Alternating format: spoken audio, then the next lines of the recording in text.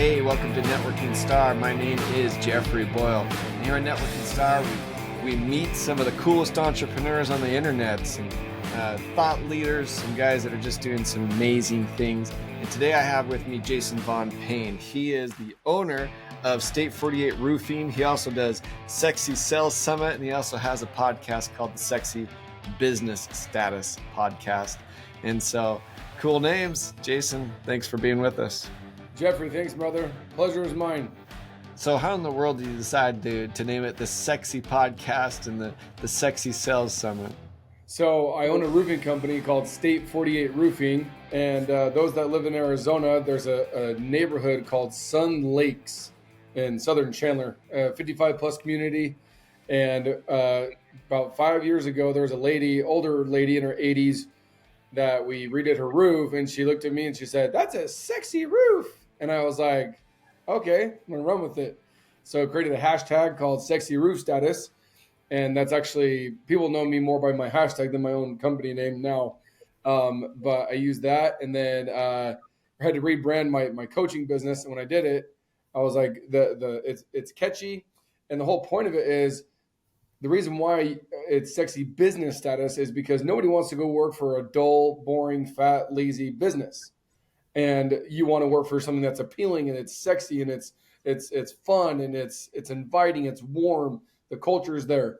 And so a lot of people get mad when they try and go higher and grow their business, but they don't own a sexy business. They own a crappy business, and that's on them. And so that's what our twist is. We take your business from ugly and fat and gross to something sexy and appealing, whether it's, getting big enough to sell to venture capitalists or to grow it, to scale it, or just to literally just rebuild it, rebrand it if you're not, if you're stagnant, don't have any momentum or any movement. And so that's why we call it the Sexy Business Status. So that's fun. It's really interesting that, as I was going through your Instagram, and that's where we met. And it's funny if somebody were to say, well, what can I learn from a roofer? Well, your roofing business does over $1 million a month. It's pretty much on autopilot. And because of that, your current podcast is newly branded. Your past one did some of the biggest businesses or people in the business, and your new one is already taking off. So you certainly know what it is to start from nothing and have to rebuild. Tell me a little bit about the businesses that come to you. And I'm sure very few of them have anything to do with roofing.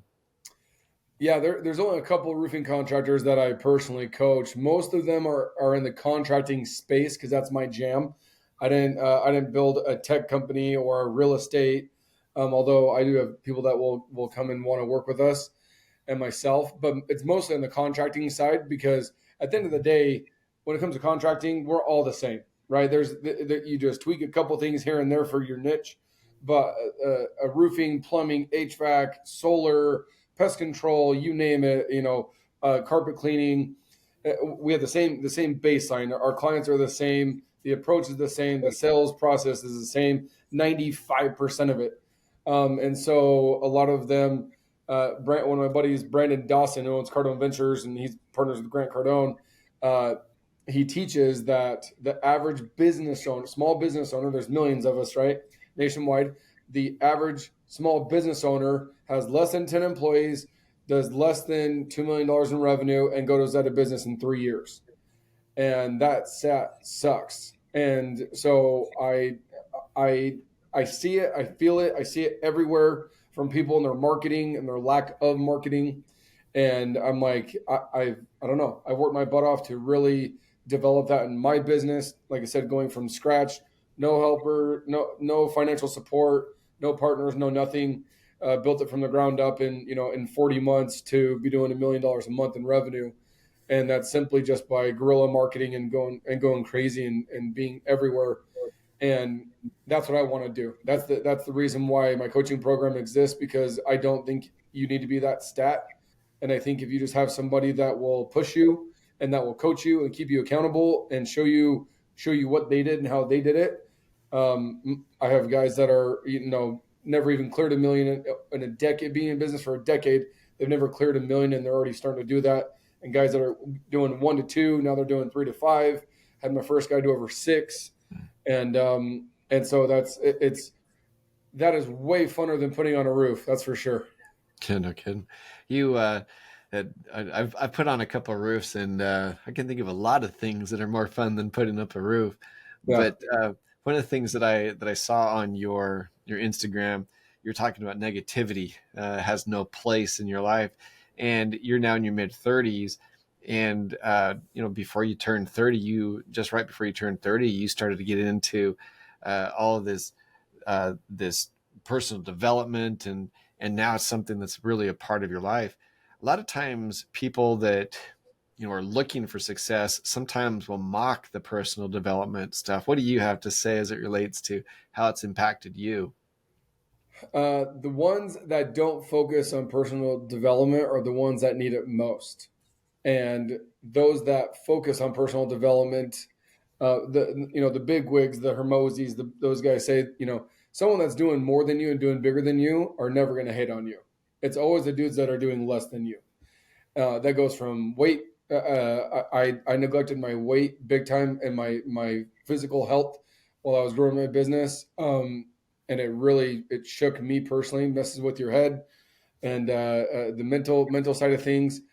And I decided, I'm like, I don't want to. I was lethargic. I was out of breath. I was overweight. I'd go try and play with my kids, and I'd be gassed in a matter of minutes. And I had people, mentors that are in their 50s and 60s and 70s, and there was the funny phrase is, well, back in my 30s, I blah blah blah, and I'm like, this is what 30s looks like. And I was embarrassed. I'm like, this isn't a thing. This shouldn't be a thing. I should be, I should be in the most beautiful, appealing, sexy version of me right now in my 30s. And people bragged about that are, towards the end of their life. And I'm like, what am I doing? And I really had to do a deep dive on what I wanted and what I wanted my life to look like. I'm married, 5 kids. What does my marriage want to look like for the rest of my life? My kids, my relationship with my kids. And it really all boils down to personal development and making yourself a priority first. Because if you are not, producing at 100%, you can't give you can give some of yourself, but not all of yourself to your business, your employees, your spouse, and your kids. So at the end of the day, you just got to be like David Goggins says, the man in the mirror. You wake up every day, your wife's not there, your kids aren't there, your employees aren't there. It's literally just you. And what are you going to do about it? So really, I love it. And it's like a drug to me now. So.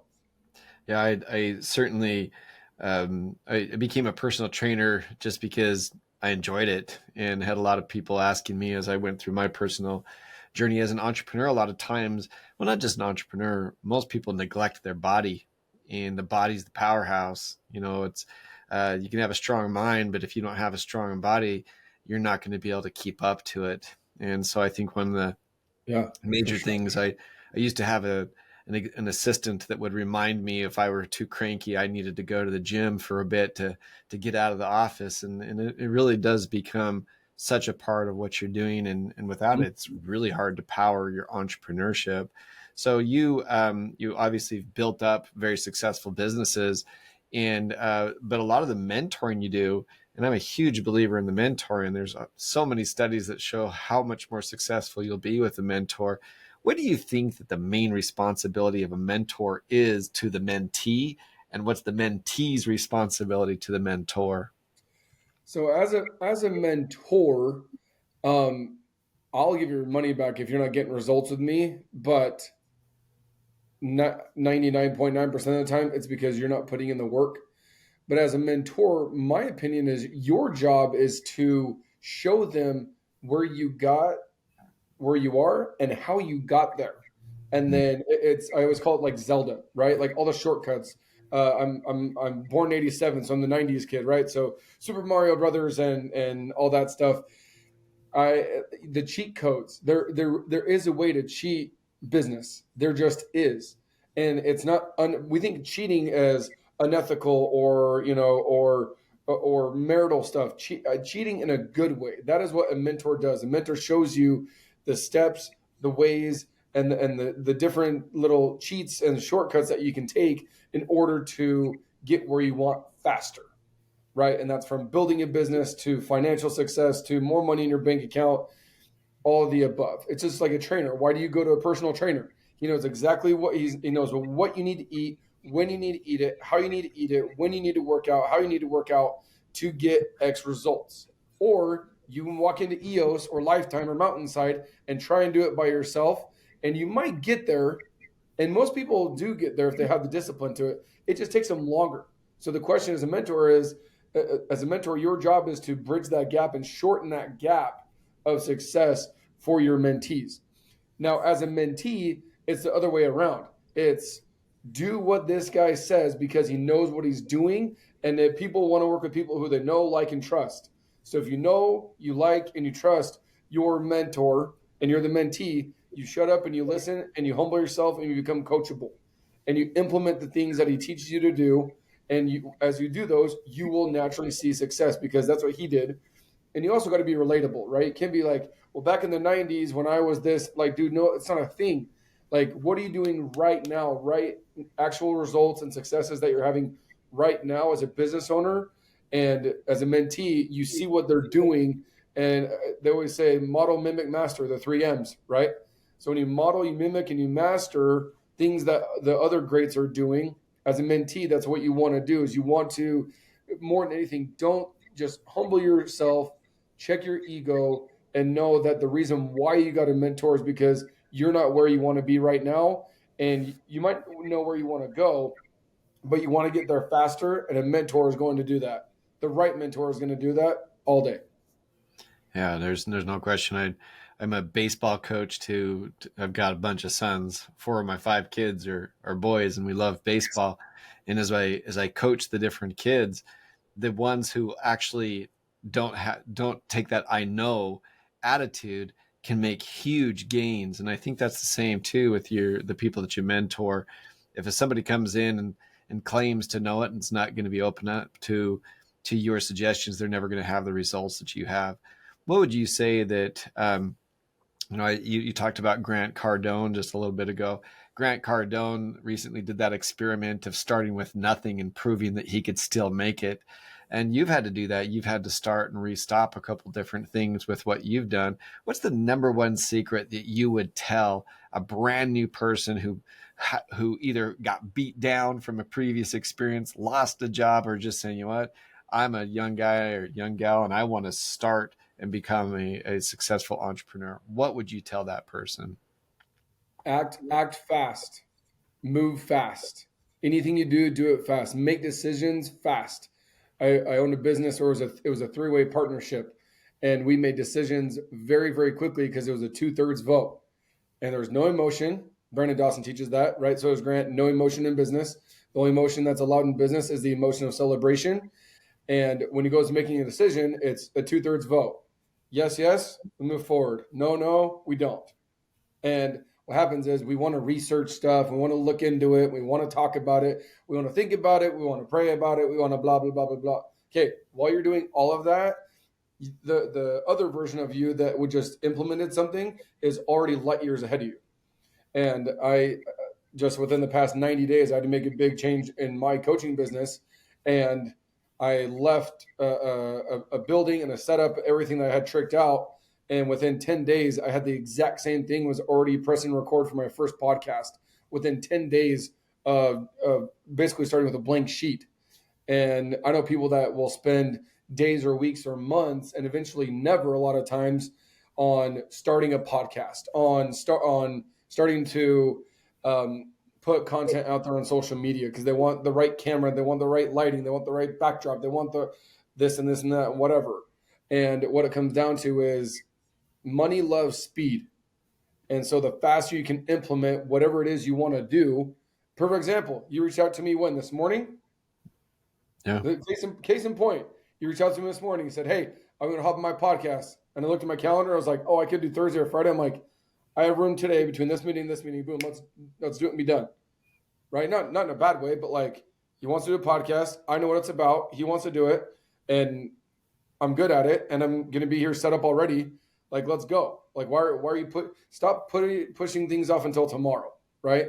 And so that's my biggest takeaway is if you're going to fall, fall fast, fall forward, fall fast, but you got to start and you got to stop thinking about it. Yeah, one of the things that you talked about is even failing forward a little bit is how I interpret what you just said is that you're going to fail. Everybody's going to fail, and I think the people who think that you're, have this fear of failure, well, gosh, you're going to fail a lot on the way forward. Talk to me a little bit about victim mentality. You and I hadn't talked anything about that, but as an entrepreneur, uh, the people who have this victim mentality are likely never to succeed. Explain a little bit of how a person who may think they've got bad luck or may think that the chips are stacked against them. How do you get over that, or can you get over it? I totally believe you can. But what happens, I don't know who it was, so I don't know who to give credit to, but it wasn't me. But somebody had an issue with depression, and he said, "Okay, come here, come talk to me." So he's talking to him. And it was like a 20-minute conversation. He said, "Okay, cool." He's like, "I want you to come talk to me about your depression and your issues and your problems, and I'll do it for free, and I'll coach you for free, and I will help you. But you need to leave and go get a six pack and come back in 6 months." He said, "So either in 6 months come back, or don't come back at all, or get a six pack, whichever one comes first." And he said, "Go get a six pack and then come back to me and let's talk about your depression." Sure enough, about 8 months later, he comes back, fully chiseled, six pack, no depression, cloud nine, loving life, happy as ever, smiling like crazy. And that's because of the mindset. And the mindset, a lot of the ways to change your mindset is you have to change your atmosphere and change your environment. When we have that victim mentality, most of the time it's in our house, in a room, dark, quiet, woe is me. And the biggest way to do that is to go outside. Yeah. Go outside, be around people, and go hang out with, go talk to, hop on a podcast, go listen to a podcast, watch also what you consume, right? Reels. People in my church, people talk crap about social media all the time, and I have to shut them up. And I said, I get most of my motivation from social media because of the people that I follow and the mindset that I get from those people, the Bradley, the Sean Whalen, the Alex Hormozy, the Grant Cardone, the Ed Milet, Andy Frisella, those guys. I know a lot of them, but I don't get the chance to talk to them on the phone every day or text them. But I get to consume their content, which is it's a one-way conversation. But when it comes to victim mentality, you choose to be a victim, right? You can't choose what happens to you, but you can choose how you respond and how you react, and that is 100% up to you. And a lot of times it's because of the atmosphere that you built or that other people have built, and as they say, you're not a tree, so get up and move. But it's at the end of the day, you only have one life, so you choose how you want to live it. Do you want to be miserable and whine and bitch and moan, or do you want to be happy and build something? Like God put you on this earth to do something amazing. Don't lose it. Don't. One of my favorite parables in the Bible is of the talents, right? 5, 2, and 1. 5 doubles it, 2 doubles it, 1 buries it. And he comes back, the master says, "Hey, what the heck?" To the guy with the 1, he takes the dude with the 1 and he gives it to the one that had the 10. So we're all given a gift and we're all given these different traits and talents to bless the lives of other people. That victim mentality is also a selfish mentality. One of the best ways to get out of that is to go serve somebody, go help somebody. And if you can, go put yourself in a really bad situation or in a situation where somebody is much worse off than you are. And that's just the start of it. It'll humble yourself and realize how well you really have life. So One of the things that you just said about social media is absolutely true, is that social media understands and learns from you. It's been using artificial intelligence for years. They talk about the algorithms. You can tell a lot about a person on what Facebook or Meta, all the Meta or TikTok is feeding you. YouTube will feed you crap and hate if that's what you watch, but it will feed you uplifting, amazing experiences from really inspirational people if that's what you consume. So I think you're right. I think people who talk bad about social media, a lot of times they're probably the ones that are consuming the crap, and it just continues to feed that to them. Uh, you know, 100%. give us an idea of how to find you. You've got a wonderful spirit to you, a wonderful attitude, and obviously you can help a lot of people with the different things. So tell everybody how to find you. So the best, fastest, easy way to do it is at Jason the Roofer on Instagram. All my stuff's there. I post all my own personal content, so I don't have a team that does it. I do it all myself. My businesses, I do have somebody that runs those for me, those channels. But you can DM me there. You can follow me there. But Jason the Roofer, if you pay attention, we've only talked about roofing for maybe 2% of this conversation. It's because I don't tell people that I do roofing. I'm a marketer that just happens to do roofing. And same thing with coaching. That's what it comes down to is putting yourself out there and blessing the lives of other people with your content. And if you have a gift and you have experience and you've done something with your life, share that, because if not, you're keeping that gift inside, and that's being selfish. People need to learn. People want to learn from other people. And so if you're not sharing that, and the fastest way to share it, you can do it via phone and via text message, via email. But the fastest and most efficient way to do it is via a free social platform, or several of them. So, well, as I started off and said, you're no ordinary roofer. You are not. You certainly have had a big impact on the people, and you've got a lot of different people following you and listening to what you're doing. Appreciate you being on Networking Star. Absolutely. Thank you.